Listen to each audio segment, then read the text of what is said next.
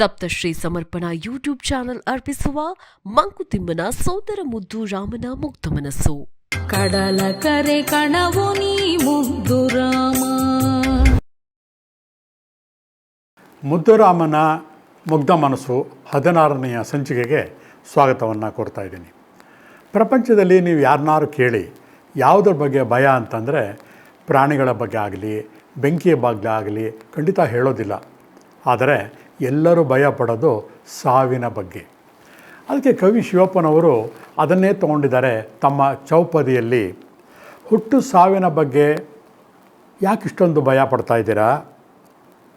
ಕವಿ ಅದನ್ನು ಎಷ್ಟು ಸರಳವಾಗಿ ಹೇಳ್ತಾ ಹೋಗ್ತಾನೆ ನೋಡಿ. ಇವೆಲ್ಲ ಕಾಲ ಚಕ್ರದ ನಿಯಮ, ಹುಟ್ಟು ಸಾವು ಅನ್ನೋದು. ಹೇಗೆ ನದಿಯ ನೀರು ಸಮುದ್ರಕ್ಕೆ ಸೇರುತ್ತೋ ಹಾಗೆ ಈ ಬಾಳಲ್ಲಿ ಒಂದು ನಾಟಕಕ್ಕೆ ಹೋಲಿಸ್ತಾರೆ. ನಾಟಕದ ಅಂಕೆಯ ಪರದೆ ಕೆಳಗೆ ಬಿದ್ದರೇನು, ಪರದ ಮೇಲೇಳದೆ ಎಂದು ಧೈರ್ಯವನ್ನು ತುಂಬುತ್ತಾರೆ.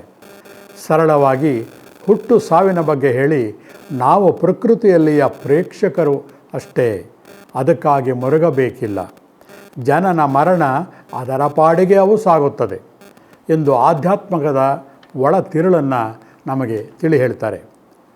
ಈ ಬಾಳ ನಾಟಕದ ಅಂಕ ಮುಗಿಯಿತು ಎನ್ನು, ಈ ಬಾಳ ನಾಟಕದ ಅಂಕ ಮುಗಿಯಿತು ಎನ್ನು, ತೊರೆ ಕಡಲ ಸೇರಿತೊಂದರಿತು ನಲಿಯೋ.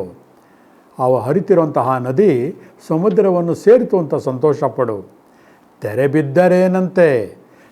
ಬಿದ್ದರೇನಂತೆ ಪರದೆ ಮೇಲೆ ಏಳಲೇನ್. ಹೇಗೆ ಅಂಕ ಪರದೆ ನಾಟಕದಲ್ಲಿ ಬಿದ್ದರೂ ಕೂಡ ಮುಂದಿನ ಅಂಕ ಬಂದಾಗ ಅದನ್ನು ಹೇಗೆ ಮೇಲೆ ಬರುತ್ತೋ ಹಾಗೆ ನಾವು ಕೂಡ ಇನ್ನೊಂದು ಜನ್ಮದಲ್ಲಿ ಮತ್ತೆ ಬರ್ತೀವಿ. ನೀನು ಬರಿಯ ನೋಟಕನೋ ಮುದ್ದುರಾಮ, ಅದಕ್ಕೆ ಯಾಕೆ ಅದರ ಬಗ್ಗೆ ಯೋಚನೆ ಮಾಡ್ತೀಯಾ? ನೀನು ಬರೀ ಒಂದು ವೀಕ್ಷಕನಾಗಿ ಅದನ್ನು ನೋಡಬೇಕು ಅಷ್ಟೇ ವಿನಃ ಹುಟ್ಟು ಸಾವಿನ ಬಗ್ಗೆ ಚಿಂತಿತರಾಗಬೇಡ ಅಂತ ಕವಿ ಹೇಳಿದ್ದಾರೆ. ಅದನ್ನೇ ಸುಶ್ರಾವ್ಯವಾಗಿ ಕೇಳಿದಾಗ ಹೇಗಿರುತ್ತೆ ನೋಡೋಣ ಬನ್ನಿ.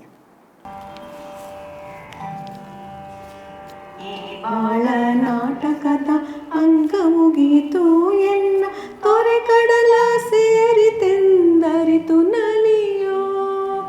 ಈ ಬಾಳ ನಾಟಕದ ಅಂಕ ಮುಗಿಯಿತು ಎನ್ನು, ತೊರೆ ಕಡಲ ಸೇರಿತೆಂದರಿತು ನಲಿಯೋ. ತೆರೆ ಬಿದ್ದರೇನಂತೆ ಪರದೆ ಮೇಲೇಳದೆ, ನೀ ಬರಿಯ ನೋಟಕನು ಮುದ್ದು ರಾಮ, ಮುದ್ದು ರಾಮ.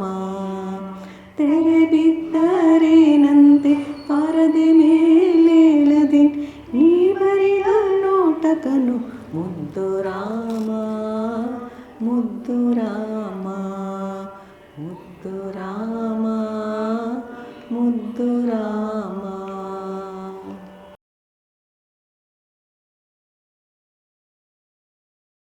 ಸಪ್ತಶ್ರೀ ಸಮರ್ಪಣಾ ಯೂಟ್ಯೂಬ್ ಚಾನೆಲ್ ಅರ್ಪಿಸುವ ಮಂಕುತಿಮ್ಮನ ಸೋದರ ಮುದ್ದು ರಾಮನ ಮುಗ್ಧ ಮನಸ್ಸು. ಕಡಲ ಕರೆ ಕಣವು ನೀ ಮುದ್ದು ರಾಮ.